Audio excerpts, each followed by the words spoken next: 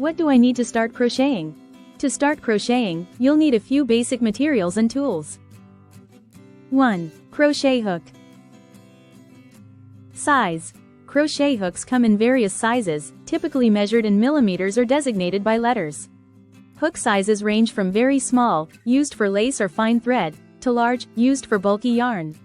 For beginners, a 5mm H8 crochet hook is a good middle size. Larger hooks, 6mm or more, are easier for beginners to handle, especially when working with thicker yarn. Smaller hooks, 3mm or less, are for finer, more delicate work. Aluminum, smooth and affordable, slides easily through the yarn and is durable. Plastic, lightweight, inexpensive, and good for larger hooks. Bamboo, wood, a bit more friction but lightweight, eco-friendly, and warmer in hand. Ergonomic hooks.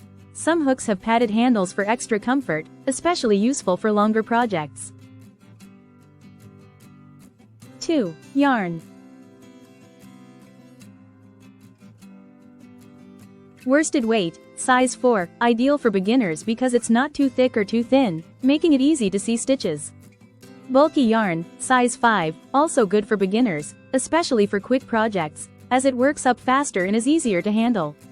Avoid very fine yarns like lace, size 0, or fingering weight, size 1, until you've gained more experience. Yarn material. Acrylic yarn. Affordable, widely available, machine washable, and good for beginners. It doesn't fray as easily. Cotton yarn. Soft, durable, and absorbent, making it great for dishcloths or summer projects. Cotton has less stretch than acrylic, which can make it harder for beginners. Wool yarn. Soft, warm, and stretchy. Wool has more give than cotton or acrylic, making it comfortable to work with. Yarn colors. For learning, avoid dark colors as they make it harder to see stitches. Start with a light or medium shade for better visibility. 3. Scissors. A small, sharp pair of scissors will do.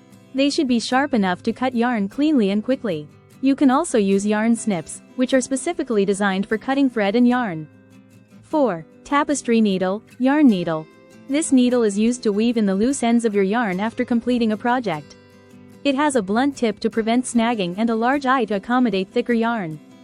Plastic or metal tapestry needles are common, and you'll want one that fits the weight of your yarn, larger needles for thicker yarns. 5. Stitch markers, optional. Stitch markers are small rings or clips used to mark specific stitches, rows, or places in your crochet project. This is especially helpful when working in the round or with intricate patterns. You can use actual stitch markers, safety pins, or even a small piece of contrasting yarn tied in place. 6. Measuring tape or ruler. Crochet projects often require a certain gauge, the number of stitches per inch, to ensure the finished piece is the right size. A measuring tape or ruler will help you measure your stitches and rows. It's also useful to measure the progress of your project, especially for items like scarves, blankets, or clothing. 7. Patterns. You can find patterns in books, online, or through YouTube tutorials. As a beginner, it's best to start with simple patterns like dishcloths. Great for practicing basic stitches like single and double crochet. Scarves. A longer project to master tension and get used to working in rows. Granny squares. Small, versatile squares that can be made into blankets, bags, or garments once you gain confidence. Many free patterns are available on websites like Ravelry, Lovecrafts, or Yarnspirations. 8. Yarn ball winder, optional. If you purchase yarn in skeins, long loops, a yarn ball winder can help you turn the skein into a ball for easier use. This is more useful as you get into larger projects or if you work with delicate yarns that tangle easily. 9. Crochet terms and abbreviations. CH, chain. SC, single crochet. DC, double crochet. SL street, slip stitch. Yo, yarn over. Tog, together, SC2 tog, means single crochet 2 stitches together.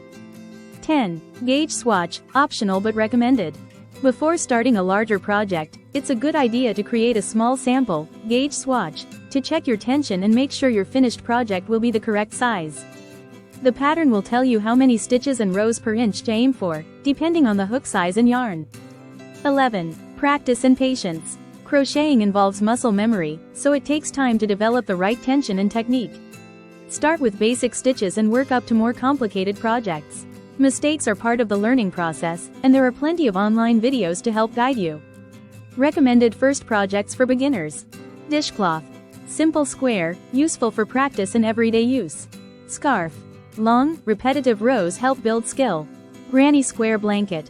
Small, modular pieces that are satisfying and less intimidating. Beanie hat. A basic circular project for beginners ready to advance. Once you have your materials and an understanding of basic stitches, you're ready to start crocheting.